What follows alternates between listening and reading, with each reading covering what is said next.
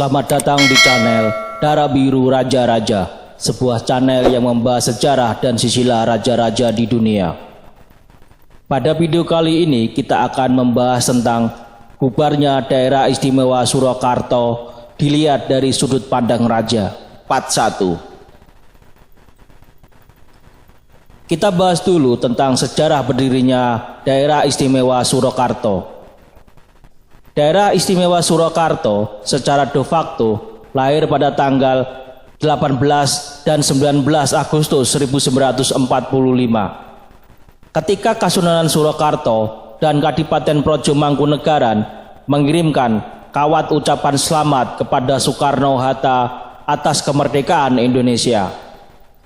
Selanjutnya pada 1 September 1945, 4 hari sebelum Yogyakarta, sampeyan dalem ingkang sinuwun Kanjeng Susuhunan Pakubuwana ke-12 dan Kanjeng Gusti Pangeran Adipati Arya Mangkunegara ke-8 secara terpisah mengeluarkan dekrit resmi kerajaan. 5 hari kemudian, 6 September 1945, secara de jure kedua monarki mendapat piagam penetapan dari presiden.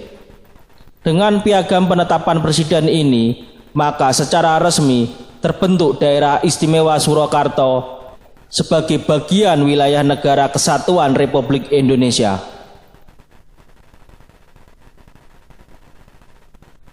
Setelah penculikan dan pembunuhan 3 patih Kasunanan Surakarta, penculikan Sunan Pakubuwana ke-12, Kanjeng Ratu, dan Kanjeng Raden Mas Temenggung Haryo Suryo Hamijoyo, dan puncaknya penculikan terhadap Perdana Menteri Sultan Syahrir oleh kelompok pro komunis pimpinan Tan Malaka, maka pemerintah mengeluarkan Undang-Undang Nomor 16/SD/1946 yang memutuskan bahwa Surakarta menjadi daerah karesidenan di bawah seorang residen dan merupakan bagian dari wilayah negara Republik Indonesia. Menteri Dalam Negeri melalui keputusan tanggal 3 Maret 1950 menyatakan bahwa wilayah Kasunanan dan Mangkunegaran secara administratif menjadi bagian dari Provinsi Jawa Tengah. Kedua aturan tersebut mengakhiri status daerah istimewa Surakarta. Pada video ini saya tidak akan membahas tentang bagaimana orang-orang Partai Komunis yang digerakkan Tan Malaka melakukan kekacauan di daerah Kasunanan Surakarta dan Pura Mangkunegaran. Saya juga tidak akan membahas bagaimana 3 Menteri Muko atau Patih Kasunanan Surakarta diculik oleh orang-orang komunis, 2 orang dibunuh dan 1 orang berhasil menyelamatkan diri. Di video ini saya akan fokus pada raja dan apa yang dilakukannya di masa berdirinya daerah istimewa Surakarta. Untuk membahas terkait raja dalam daerah istimewa Surakarta, maka akan dibahas Susuhunan Pakubuwana ke-12 dan Mangkunegara ke-8. Dan sebagai pembanding kita bahas Sultan Hamengkubuwana ke-9 dan Paku Alam ke-8 sebagai kepala pemerintahan daerah istimewa Yogyakarta. 1. Tanggal kelahiran. Susuhunan Pakubuwana ke-12 lahir pada tanggal 14 April 1925. Sultan Hamengkubuwana ke-9 lahir pada tanggal 12 April 1912. Kanjeng Gusti Pangeran Adipati Arya Mangkunegara ke-8 lahir pada tanggal 7 April 1925. Kanjeng Gusti Pangeran Adipati Arya Paku Alam ke-8 lahir pada tanggal 10 April 1910. Dilihat dari tanggal kelahirannya, bisa kita lihat bahwa Sunan Pakubuwana ke-12 dan Kanjeng Gusti Pangeran Adipati Arya Mangkunegara ke-8 terlahir paling belakang. Dibandingkan Sultan Hamengkubuwana ke-9 dan Kanjeng Gusti Pangeran Adipati Arya Mangkunegara ke-8. Ada pepatah kuno yang mengatakan, semakin orang berumur, maka semakin banyak dia merasakan asam dan garam kehidupan. Dari sini kita bisa lihat bahwa Sultan Hamengkubuwono ke-9 dan Kanjeng Gusti Pangeran Adipati Arya Paku Alam ke-8 memiliki pengalaman hidup yang lebih lama, lebih bisa memahami perubahan zaman dan bagaimana mensiasati dalam politik kekuasaan. 2. Naik tahta. Sunan Pakubuwono ke-12 naik tahta pada tanggal 12 Juli 1945. Sultan Hamengkubuwono ke-9 naik tahta pada tanggal 18 Maret 1940. Kanjeng Gusti Pangeran Adipati Arya Mangkunegara ke-8 naik tahta pada tanggal 19 Juli 1944. Kanjeng Gusti Pangeran Adipati Arya Paku Alam ke-8 naik tahta pada tanggal 13 April 1937. Dari data ini terlihat bahwa Sunan Pakubuwono ke-12 dan Kanjeng Gusti Pangeran Adipati Arya Mangkunegara ke-8 naik tahta paling akhir dibandingkan Sultan Hamengkubuwono ke-9 dan Kanjeng Gusti Pangeran Adipati Arya Paku Alam ke-8. Semakin lama raja memerintah, maka semakin paham dan efektif menjalankan roda pemerintahan. Karena Sunan Pakubuwono ke-12 dan Kanjeng Gusti Pangeran Adipati Arya Mangkunegara ke-8 paling akhir naik tahta dan naik tahta pada masa penjajahan Jepang, maka kedua penguasa ini masih dalam tahap belajar menjalankan pemerintahan dan konsolidasi semua faksi yang ada di Kasunanan Surakarta dan Puro Mangkunegaran. Sedangkan di sisi lain, Sultan Hamengkubuwono ke-9 dan Kanjeng Gusti Pangeran Adipati Arya Paku Alam ke-8 sudah lama naik tahta, sehingga sudah paham untuk menjalankan roda pemerintahan dan sudah berhasil mengkonsolidasikan semua faksi kerajaan di bawah kontrol raja.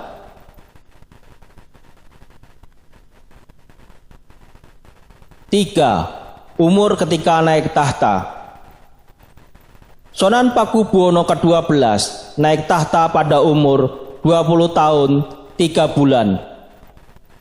Sultan Hamengkubuwono ke-9 naik tahta pada umur 28 tahun 1 bulan. Kanjeng Gusti Pangeran Adipati Arya Mangkunegara ke-8 naik tahta pada umur 19 tahun 3 bulan. Kanjeng Gusti Pangeran Adipati Arya Paku Alam ke-8 naik tahta pada umur 27 tahun. Dari data ini terlihat bahwa Sunan Pakubuwono ke-12 dan Kanjeng Gusti Pangeran Adipati Arya Mangkunegara ke-8 naik tahta pada umur 20 tahun dan 19 tahun. Masih sangat muda sekali. Sultan Hamengkubuwono ke-9 dan Kanjeng Gusti Pangeran Adipati Arya Paku Alam ke-8 naik tahta pada umur 28 tahun dan 27 tahun. Umur yang masih muda, tapi sudah cukup punya pengalaman kehidupan. Di sini kita bisa lihat bahwa Sultan Hamengkubuwono ke-9 dan Kanjeng Gusti Pangeran Adipati Arya Paku Alam ke-8 lebih memiliki pengalaman hidup dibandingkan Sunan Pakubuwono ke-12 dan Kanjeng Gusti Pangeran Adipati Arya Mangkunegara ke-8. 4. Umur ketika Perang Kemerdekaan tahun 1945. Sunan Pakubuwono ke-12 pada tahun 1945 berumur 20 tahun. Sultan Hamengkubuwono ke-9 pada tahun 1945 berumur 33 tahun. Kanjeng Gusti Pangeran Adipati Arya Mangkunegara ke-8 pada tahun 1945 berumur 20 tahun. Kanjeng Gusti Pangeran Adipati Aryo Paku Alam ke-8 pada tahun 1945 berumur 35 tahun. Pada 17 Agustus tahun 1945, kemerdekaan Indonesia diproklamasikan dan diikuti oleh Perang Kemerdekaan. Pada masa perang ini, Sonan Pakubuwono ke-12 dan Kanjeng Gusti Pangeran Adipati Aryo Mangkunegoro ke-8 masih berumur 20 tahun, masih sangat muda. Karena masih sangat muda ini, masih ada ego yang besar dari masing-masing raja, sehingga tidak ada kesepakatan siapa yang menjadi gubernur dan siapa yang menjadi wakil gubernur Daerah Istimewa Surakarta. Bahkan Mangkunegoro ke-8 berkeinginan bahwa Mangkunegaran adalah daerah istimewa yang berdiri sendiri terpisah dari Kasunanan Surakarta, dengan alasan bahwa daerah kekuasaan Mangkunegaran 49% dari wilayah daerah istimewa Surakarta. Di sisi lain, pada tahun 1945, Sultan Hamengkubuwono ke-9 berumur 33 tahun dan Kanjeng Gusti Pangeran Adipati Aryo Paku Alam ke-8 berumur 35 tahun. Sebuah umur yang cukup dewasa sehingga mudah untuk mencapai kesepakatan bahwa Sultan Hamengkubuwono ke-9 menjadi gubernur dan Kanjeng Gusti Pangeran Adipati Aryo Paku Alam ke-8 menjadi wakil gubernur. Penyatuan wilayah Kesultanan Yogyakarta dan Paku Alaman juga berlangsung aman tanpa ada gejolak di kalangan abdi dalam kerajaan.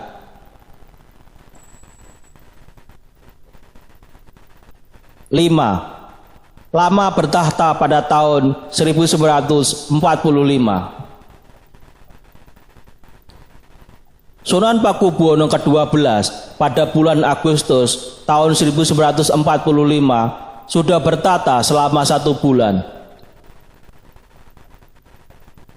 Sultan Hamengkubuwono ke-9 pada bulan Agustus tahun 1945 sudah bertata selama 5 tahun 5 bulan. Kanjeng Gusti Pangeran Adipati Aryo Mangkunegoro ke-8 pada bulan Agustus tahun 1945 sudah bertata selama 1 tahun 1 bulan. Kanjeng Gusti Pangeran Adipati Aryo Paku Alam ke-8 pada bulan Agustus tahun 1945 sudah bertata selama 8 tahun 4 bulan. Dari data ini terlihat bahwa Sunan Pakubuwono ke-12 baru menjadi raja 1 bulan dan Kanjeng Gusti Pangeran Adipati Aryo Mangkunegoro ke-8 menjadi raja 1 tahun 1 bulan. Kedua raja ini masih belum memiliki jam terbang yang tinggi dalam mengendalikan sebuah pemerintahan kerajaan. Dan ketika arah perubahan zaman berembus pada zaman perang kemerdekaan, kedua raja ini kelihatan gagap dalam menentukan arah kebijakan yang akan diambil. Sultan Hamengkubuwono ke-9 sudah memerintah 5 tahun 5 bulan dan Kanjeng Gusti Pangeran Adipati Aryo Paku Alam ke-8 sudah memerintah 8 tahun 4 bulan. Kedua raja ini memiliki jam terbang dalam menjalankan politik pemerintahan dan tahu apa yang harus dilakukan ketika ada perubahan zaman. Ada sebuah cerita ketika tahun 1940 ketika Perang Dunia Kedua sudah terjadi di Eropa, pemerintah Hindia Belanda berusaha untuk mengumpulkan dana perang. Gubernur Adam di Yogyakarta mengadakan komite dukungan dengan sumbangan sebesar 2.000 gulden dari Hamengkubuwono ke-9, 3.000 gulden dari Kesultanan Yogyakarta, dan 1.500 gulden dari Paku Alaman.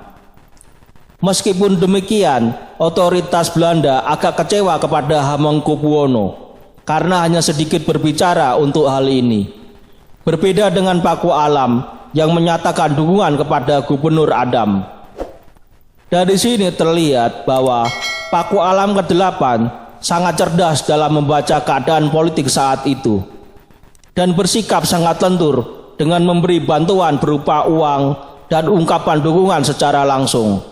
Sedangkan Sultan Hamengkubuwono ke-9 membaca situasi geopolitik bahwa Belanda akan kalah dan akan pergi dari tanah Jawa.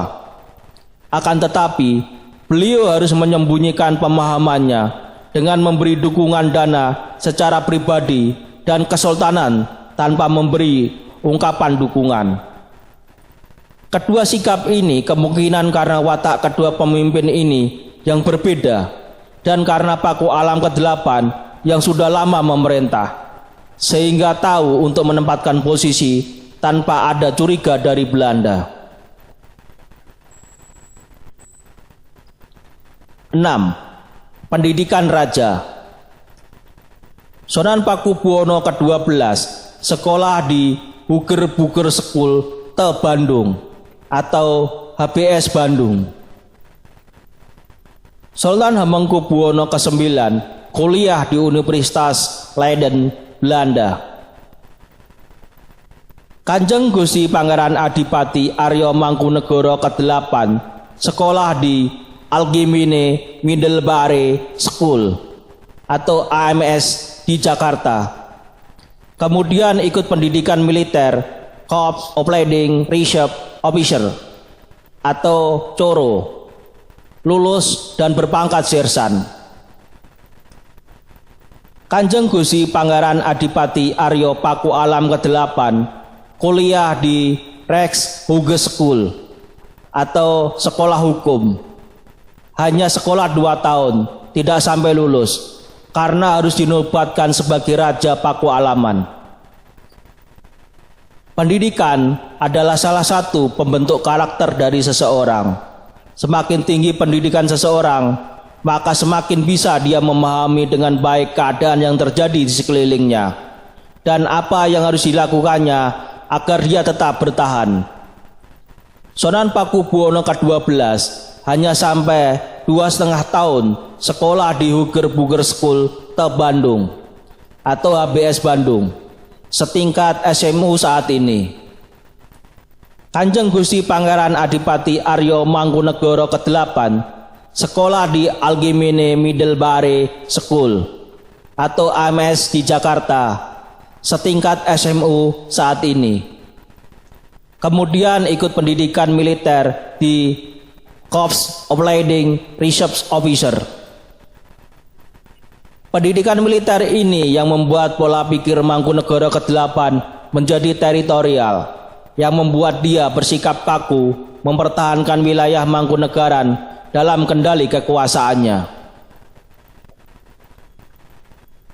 Sultan Hamengkubuwono ke-9 kuliah di Universitas Leiden, Belanda, mengambil studi Indologi, studi yang mempelajari administrasi kolonial, etnologi, dan kesusastraan di Hindia Belanda. Ketika sedang menyelesaikan skripsinya, Sultan Hamengkubuwono ke-9 diminta pulang oleh ayahnya. Dengan mengenyam pendidikan tinggi di Belanda, memberi Sultan Hamengkubuwono ke-9 wawasan dan cara pandang yang baru dan cara pemerintahan model di Eropa.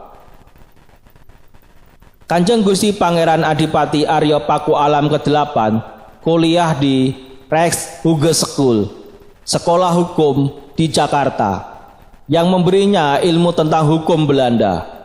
Dengan pemahaman hukum yang baik, beliau mampu mengejawantahkannya ketika beliau berkuasa di Kadipaten Paku Alaman. Demikian video tentang bubarnya Daerah Istimewa Surakarta dilihat dari sudut pandang Raja, part 1. Semoga bisa menambah wawasan dan ilmu pengetahuan bagi yang menonton video ini. Sampai jumpa lagi di video berikutnya. Terima kasih.